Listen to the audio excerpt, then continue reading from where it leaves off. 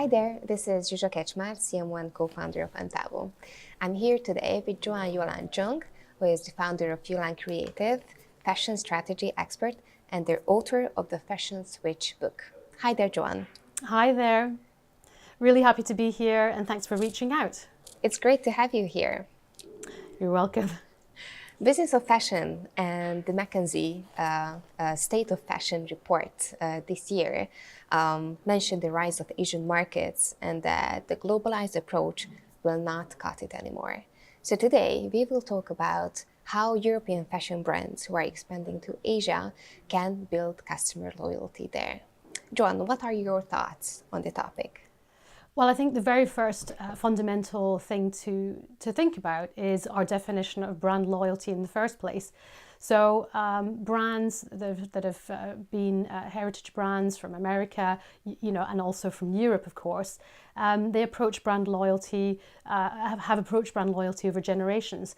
But brand loyalty, Asian markets, the people do say, oh, they lack brand loyalty. Well, it's actually a relatively new market, so they haven't had the experience of an exposure to these heritage brands, so it's not a surprise that they're looking and finding their way.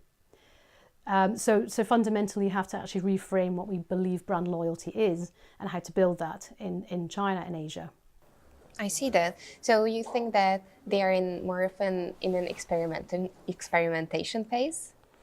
Absolutely. If you look at culturally, prosperity and this kind of openness to be buying into brands like these, it's happened relatively recently. If you really look at China, for instance, the Cultural Revolution only ended in the 1970s. So as a nation, they're really in this journey of experimentation and finding themselves. I think that they're really trying to define who they are. I see. I know that you brought 4 fundamental approaches to customer loyalty in Asia.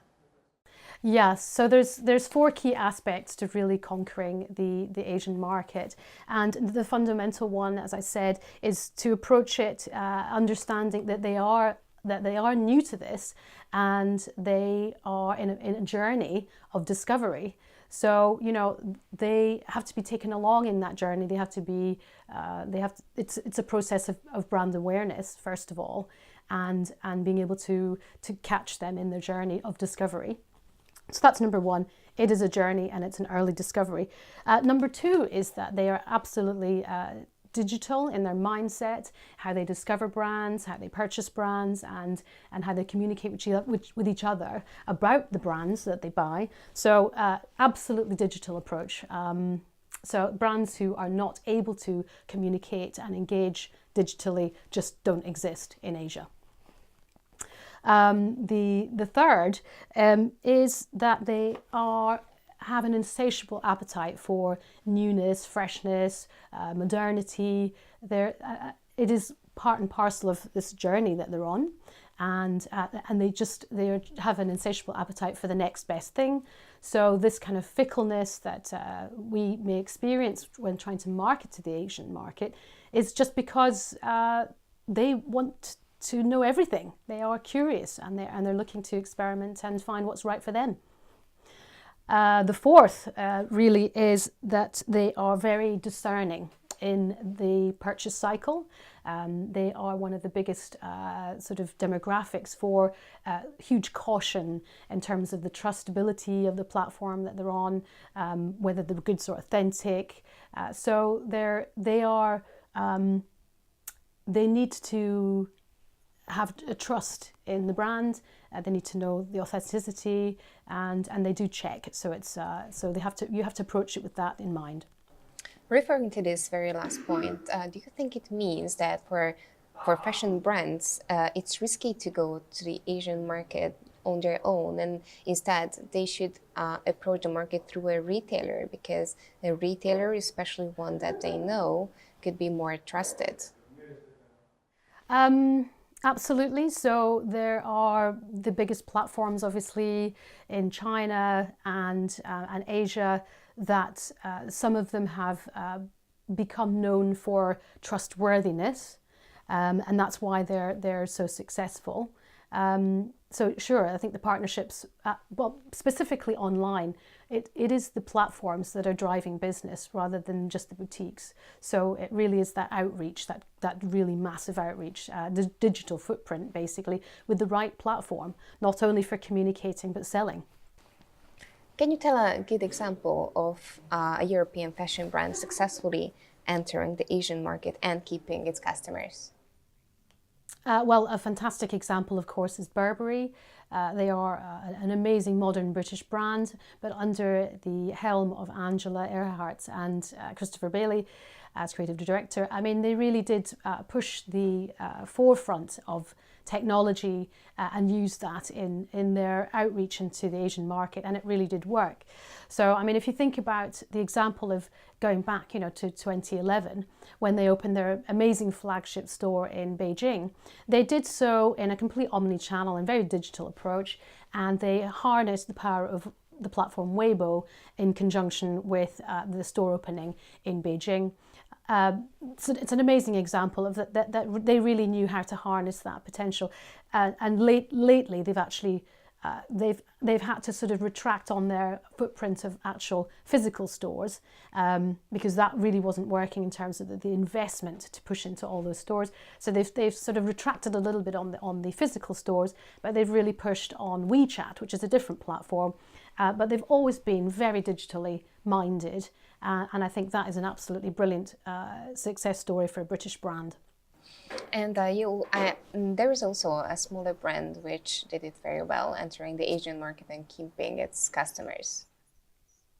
Yeah, I mean, smaller brands, like even Vivienne Westwood, for instance, you know, who's been in a historic, brilliant, maverick British fashion designer. You know, she's breaking into China as well, using a whole range of different platforms which have emerged in the last 2 years.